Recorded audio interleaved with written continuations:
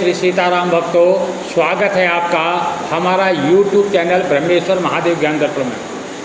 भक्तजनों, आज हम जो है चर्चा करने वाले हैं, एक हम कथा आपको सुनाने जा रहे हैं। ये कथा जो है मैंने प्रातः स्मरणीय परम श्रद्धेय श्री देवकी नंदन ठाकुर जी के मुखार बिंद से सुनी थी। ये कथा मुझे बहुत अच्छी लगी क्योंकि आज के हमारे जनरेशन के, आज के बच्चों के परिवेश में जो है ये कथा मुझे काफ़ी अच्छी लगी, इसलिए मैंने जो है इसको बोलने का मेरा मन हुआ। मैं सोचता हूँ कि भाई इसको आगे जन जन तक पहुँचाया जाए। मैं इससे काफ़ी प्रभावित हुआ और आगे जो आप लोग भी शायद सुनेंगे तो प्रभावित होंगे और आप आगे इसको भेजने से अपने आप को रोक नहीं पाएंगे। भक्तजनों, यदि आप हमारे चैनल पर नए हैं तो इसको सब्सक्राइब कर लीजिएगा। वीडियो आपको अच्छी लगे तो इसको लाइक कीजिए, ज़्यादा से ज़्यादा लोगों तक शेयर कीजिएगा। भक्तजनों, व्यास देव जी कहते हैं कि जो बच्चे जो है पूरे जीवन आजीवन जो दुख पाते हैं उसका क्या कारण होता है? उसके पीछे सबसे बड़ा होता है हमारे आचरण, जो हमें जो है बचपन से ही प्राप्त होते हैं। तो एक बार क्या हुआ कि देव ऋषि नारद जो है भगवान शंकर जी के पास पहुँचे और भगवान शंकर जी से कहने लगे कि हे देवादिदेव, हे महादेव जी, आप ये बताइए, हम जो है बालपन में बच्चों में ही ये कैसे जान लें कि ये जो बालक को जो है ज़िंदगी में आगे जो है दुख होगा या सुख होगा, उसके बारे में हम कैसे अनुभव कर सकते हैं? तो श्री महादेव जी कहते हैं कि हे नारद जी, सुनो, मैं आपको जो है एक जो है कथा सुनाता हूँ, आप ध्यान दे करके सुनिए। बहुत समय पहले की बात है, एक पुरातन नाम का एक नगर था। उस नगर में एक राजा जो है बहुत संपन्न था, भगवान विष्णु का अनन्य भक्त था। उसकी जो है एक कन्या हुई, उसकी एक पुत्री थी, उसके जो है पुत्र नहीं थे, सिर्फ मात्र एक कन्या थी उसकी। तो उस कन्या को जो है बड़े लाड़ प्यार से पालने लगे। राजा और रानी जो है उस कन्या को जो है बड़े लाड़ प्यार से पालने लगे। तो कन्या जो है जब धीरे धीरे बड़ी हुई तो जो रानी थी, उस कन्या की जो माता थी, उसको जो है घर गृहस्थी के काम जो है, अपने रसोई के कार्य है या और जो कार्य हैं घर के गृहस्थी के कार्य जो है उसे समझाने लगी, उसे बताने लगी। लेकिन राजा को ये सब अच्छा नहीं लगा। तो राजा कहने लगे कि देखो, हमारी एक ही तो कन्या है और ये राजकुमारी है, इसके पास दास दासी को कमी नहीं, फिर इसको जो है घर गृहस्थी के कार्य आप क्यों समझाती हो? तो ऐसा कहा करके जब भी रानी जो है उसे कोई काम समझाती तो राजा जो है उसे बीच में टोक दिया करते थे। तो इस प्रकार से राजा के लाड़ प्यार से जो है वो कन्या जो है बिगड़ गई, यानी कि उसकी जो है आचरण में जो है उसका बड़बोलापन आ गया। वो किसी को कुछ नहीं समझती, जो भी आता न किसी का सत्कार करना, न टाइम से उठना, न बैठना, न बोलना, न चालना, उसको किसी चीज़ का जो है तरीका उसे नहीं आया। तो धीरे धीरे जो है वो राजकुमारी जो है अब जब बड़ी हुई तो राजा को लगा कि मेरी कन्या जो है अब विवाह के योग्य हो गई, इसका हमें जो है विवाह कर देना चाहिए। तो जब उसने जो है उसको एक से एक जो है राजकुमार को बुला करके उसको दिखाया, लेकिन जो वो कन्या थी वो इतनी बड़बोली हो चुकी थी, वो जो है जो राजकुमार आते उनका किसी न किसी रूप से मजाक बना करके उनको जो है रिजेक्ट कर देती, उनको जो है फेल कर दिया करती। तो राजा ने अंत में हार करके उसने पूरे नगर में जो है पूरे जो विश्व भर में जितने भी राजा लोग थे सबके पास जो है राजकुमार को जो है स्वयंवर के लिए आमंत्रित किया और अपनी कन्या को जो है उनके हाथ में माला दे दी और कहा कि तुम जाओ अपना जो है स्वयंवर करो। जो राजकुमार आए हैं देश विदेशों से, इनके जो है इसमें से जो भी आपको पसंद आए उसके साथ जो है आप अपना जो उसको पसंद के हिसाब से आप माला उसको पहना सकते हैं। तो उसमें हर तरह के राजकुमार थे, कोई मोटा, कोई पतला, कोई दुबला, कोई ऊंचा, कोई नीचा, कोई दाढ़ी वाला, कोई बिना दाढ़ी वाला, मतलब अनेक तरह से जो है उसमें राजकुमार उसमें पहुँचे हुए थे। तो वह राजकुमार जो बड़बोली थी, उसका जो है आचरणहीन थी। वो जिस भी उसके साथ में जो है जब वो माला लेके घूम रही थी, उसके साथ में जो 4-5 सखियाँ उसके साथ में घूम रही थी, सहेलियाँ थी, तो वो राजकुमार के पास में जाती और उन राजकुमार का जब सखियों से कहती, देखो कितना मोटा ताज़ा आया है, या कोई पतला होता तो उसको कहता है सूखी लकड़ी से आया है मेरे शादी के लिए, इस तरह से उसका जो है मजाक बना देती। एक राजकुमार जो था वो काफ़ी हृष्ट पुष्ट था, लंबा चौड़ा था, उसकी जो है बड़ी बड़ी दाढ़ी थी, उसके लंबी लंबी भुजाएँ थीं। वो जो है उस राजकुमारी को देख कर के मोहित हो गया। उसने जो है मन ही मन उससे प्यार करने लगा। लेकिन अब वो तो स्वयंवर वाली बात थी। जब राजकुमारी उसके पास में पहुंची तो जो हंसते हुए अपनी सहेलियों से कहने लगी, देखो ये दाढ़ी वाला जो है राजकुमार मेरे से शादी करने आया है, यदि इसको दाढ़ी ही रखनी थी तो इसने संन्यास के लिए इसको तो जो है साधु होना था, ये स्वयंवर में क्या करने आया। तो इस प्रकार से उसकी मजाक बनाने लगी। लेकिन वो राजकुमार जो है मन ही मन उससे प्यार कर बैठा था, इसलिए उसको उसकी बातों का बुरा नहीं लगा। अंत में हार करके राजकुमारी को कोई भी जो है राजकुमारों में से कोई पसंद नहीं आया। सबका जो है किसी न किसी प्रकार से, किसी को मोटा करके, किसी को पतला करके, जो है उनका मजाक बना करके जो है वहाँ पर वो जो है उसने कि सबको फेल कर दिया। अब जब ये देखा तो राजकुमारों ने सब ने जो है अपने आप को जो है वो समझ करके उन्होंने जो है वहाँ से वो जाने लगे। तो जब वहाँ से जाने लगे, राजा को बड़ा दुख हुआ कि देश विदेश से जो है सारे राजकुमार आ चुके हैं, परंतु सारे राजकुमार आए परंतु मेरी कन्या को जो है किसी को कोई पसंद नहीं आया। तो राजा को बड़ा दुख हुआ, अपनी कन्या के आश्रम पर बहुत दुखित हुआ। उन्हें सारे राजकुमार को बुलाया और उनसे कहा कि आप ठहरो, जाने से पहले मेरी बात सुनो। आप सबका जो है मेरी पुत्री ने आप सबका अपमान किया है, इसके बदले में मैं इसको ये दंड दूंगा कि मैं आज सबके सामने संकल्प लेता हूँ कि मैं जो है अपनी कन्या का विवाह जो है एक भिखारी से करूँगा। जब ऐसा कहा तो राजकुमार की प्रसन्न हुई, कहने लगे राजा की धन्य है, राजा धन्य है, इस कन्या को जो है ऐसा ही दंड मिलना चाहिए। ऐसा करके राजकुमार से अपने नगर को गए और इधर जो है राजा जो है किसी भिखारी के तलाश में था कि जो सबसे ज़्यादा निर्धन और भिखारी मिले तो मैं अपनी कन्या का उसके साथ विवाह कर दूंगा। लेकिन जो एक और राजकुमार जो मैंने बताया जो राजकुमार था, वो जो है उस कन्या को जो है प्रेम करने लगा था। उसने जो है धीरे धीरे जो है भिखारी का वेश बनाया और भिखारी बन करके वो एक दिन जो है राजा के महल के पास में आया और राजा से कहने लगा भिक्षाम देहि, भिक्षाम देहि।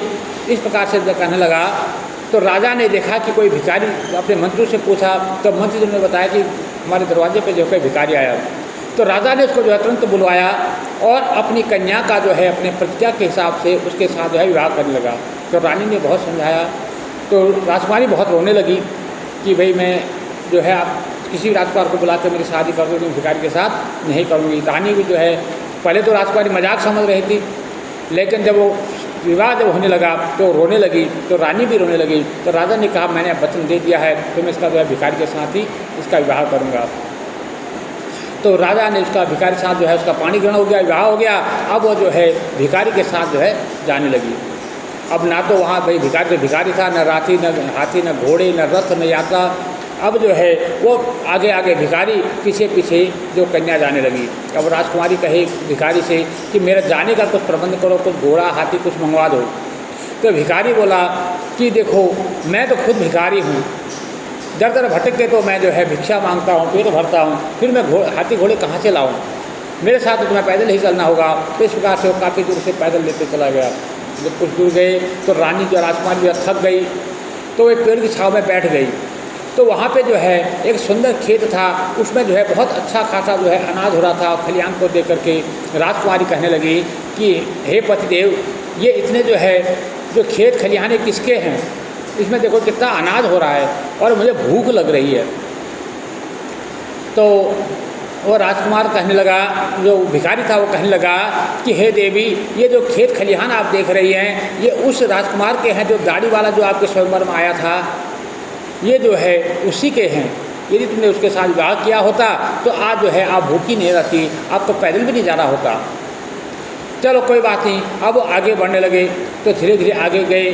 कुछ देर आगे गए तो वहाँ पे जो है एक गायों का तबेला दिखा, जहाँ बहुत सारी गायें थी जो वहाँ दूध निकाला जा रहा था।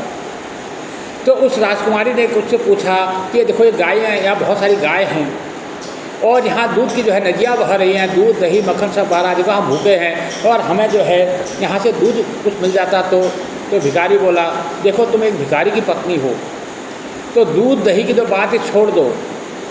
देखो ये उसी राजकुमार का जो है गौशाला है, उसी की जो गायें हैं जिस राजकुमार को आपने ठुकराया था। तो ऐसा कह करके वो आगे चल पड़ा। कुछ दूर आगे गए, वहाँ पे जो है एक बहुत बड़ा बगीचा था, वहाँ नाना प्रकार के जो है सुंदर सुंदर जो फल लगे हुए थे। अब रानी को जो है बर्दाश्त नहीं हुआ, भूख प्यास से व्याकुल थी। वो कहने लगी कि हे पतिदेव, अब कम से कम ये फल का बगीचा तो हमें कुछ फल तो खाने को दिला दो।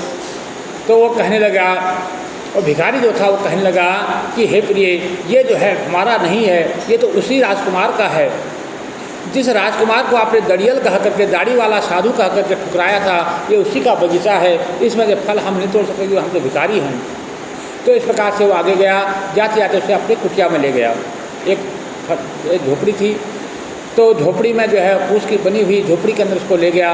वहाँ पे जो है न तो कुछ खाने को था, न बैठने को था। राजकुमारी अंदर गई और थोड़ा सा जो है कोने में कहीं थोड़ा सा एक आटा पड़ा था। वो बोला, भिखारी बोला कि आप जाओ, इस आटे को जो है इससे रोटी बनाओ। अब कन्या को भाई आटा तो कभी देखा नहीं, कैसे रोटी बनती है, कैसे चूल्हा जलता है, उसे क्या पता। फिर भी जैसे तैसे और बोले भाई मेरे से सब होता है, मैंने कभी किया ही नहीं, मैंने देखा ही नहीं। तो राजकुमार जो भिखारी था वो कहने लगा कि देखो, मैं तुम्हारा पति हूँ, तुम मेरी पत्नी हो। मैं अब जो है गांव-गांव जाकर भिक्षा मांगूंगा, तुम्हें जो है घर की बागडोर संभालनी पड़ेगी, खाना तुम्हें बनाना पड़ेगा। जैसे भी तुमसे बनती है मैं खा लूँगा, तुम इसकी जो है रोटी बनाओ। तो अब उसको तो भाई जैसा कहाँ उसको आता था, जैसा भी उसने कहीं गिला से ला करके जली कटली बना के रोटी बनाई। तो वो जली जो है वो टिकड़े से बना करके उसने अपने पतिदेव को दी, दो उसने अपने लिए रखी। अब वो राजकुमारी कहाँ महलों का जो है 56 प्रकार का व्यंजन खाने वाली, वो कहाँ उसको टुकड़ी खाई जाए। पर क्या करे, भूख ऐसी चीज़ है, भूख के मार को थोड़ा जैसे तैसे उसे खाई और रो करके उसका बुरा हाल। और फिर अब उसके बाद खाना वाना खाया, उसके बाद सोने का नंबर आया। तो अब वो बोली सोने के लिए, तो भिखारी बोला देखो मेरे पास कोई राजा गद्दे तो है नहीं, वो एक फटा सा बोरा है, मैं रोज़ उसका सोता हूँ। आज तुम उसका सो जाओ, मैं तो ज़मीन पे सो लूँगा, मुझे तो कोई फर्क नहीं पड़ता है। वो फटा जो बोरा है उसमें आप सो जाओ। तो फटा हुआ बोरा उसको रानी को दे दिया। वो राजकुमारी उस पर सोई, कहाँ उसको नींद आने वाली थी, पूरी रात रखती रही। तो इस प्रकार से रो रो के राजकुमार का बहुत बुरा हाल। अब वो पुराने दिनों को याद करने लगी। उसकी माता जो उसको घर का काम समझाती थी, तो वो सब उसको याद आने लगा। तो अब अगले दिन जो है फिर अब भूख नहीं सताए, कि भूख तो ऐसी चीज़ है, चाहे राजा हो या रंक हो, भूख तो किसी को छोड़ती नहीं। फिर अगले दिन खाने के लिए कहने लगी कि पतिदेव खाने की कुछ व्यवस्था करो। तो भिखारी कहने लगा कि खाने की तो कोई व्यवस्था है नहीं, देखो सामने जो है वो एक आम का बगीचा है, तुम ऐसा करो उससे आम तोड़ लो, मैं जो है उनको शहर में जाके बेच आऊँगा। तो रानी बोली भाई मैं कैसे, तो मुझे पेड़ में चढ़ना तो आता नहीं, मैं कैसे तुम्हें तोड़ सकती हूँ। तो वो बोले कोई बात नहीं, मैं तोड़ देता हूँ, आप बेच के आओ। तो रात जो भिखारी था वो पेड़ पर चढ़ा, उसने वहाँ से आम तोड़ करके, दो चार आदमियों भी थे, उसकी टोकरी में रख दिए। टोकरी लेकर के राजकुमारी जो है अब शहर में जा कर के आम बेचने लगी। 2-3 दिन ऐसे निकले, 3-4 दिन हुए ऐसे जो है उसने आम बेचे, और आम बेच करके जो है किसी तरह से अपना जो है शाम का जो है रोटी का गुजारा करने लगे। तो एक दिन वो जो आम लेके जब वो बेचने गई तो उसको पता नहीं था भाई आम कैसे बेच जाते हैं, कहाँ बैठा हो। तो सड़क के बीचों बीच बैठ जाती थी, कहीं पर भी बैठ जाती थी, वहीं पर आम ले लो बोलने लगती थी। तो उस दिन वहाँ बीच में बैठ करके, बीच सड़क पर चौराहे पर बैठ करके आम बेच रही थी। उस समय एक राजा का जो काफिला उधर से आया, तो सेनापति साथ में था। तो सेनापति ने देखा कि रोड के बीच में जो है राजमार्ग है, यहाँ पर कोई जो है फल बेच रहा है। तो उसने देखा कि हमारी राजसवारी आने वाली है। उन्होंने जो है उसके आम के ठोकरी को लात मारी, ठोकर मारी और उसे गिरा दिया और उसको वहाँ से जो है अलग कर दिया। अब वो जो है जो उसके बच्चे कुछ आम थे वो सब पिचक पुचक से बराबर हो गए। अब जो है वो रोटी वहाँ से घर पे आई और अपने पतिदेव से कहने लगी कि हे पतिदेव, आज तो रोटी भी नहीं मिलेगी, क्योंकि आज जो आम थे वो तो रात शनि में जो फेंक दिए हैं, अब हमारे पास आज खाने के लिए कुछ नहीं है। वो बोली कोई बात नहीं, मैं तुम्हारे लिए कोई और काम का तलाश करता हूँ। तो जो भिखारी था वो जाकर के कुछ दिन गया और फिर शाम को आया, तो अपनी जो धर्मपत्नी थी राजकुमारी थी उससे कहने लगा कि देखो मैंने तुम्हारे लिए काम तलाश दिया है, तुम जाकर के जो हमारे राजा हैं उसके जो है घर में जाकर के आप रसोई में काम किया करोगे, खाना बनाने का काम किया करो। तो इस प्रकार से आप उनको खाना बना के परोसोगी, खाना बनाओगी तो आपको जो है कुछ ना कुछ वहाँ से मिल जाएगा। तो राजकुमारी ने कहा देखो मेरे जो घर का खाना तो बनता नहीं, आपसे तो आपके लिए रोटी तो बनती नहीं, आपकी रोटी बनती नहीं, मैं राजा का खाना कैसे बना दूंगा, कैसे बना पाऊंगी, और ये खाना गड़बड़ होगा तो राजा जो है मुझे मृत्यु दंड दे देंगे।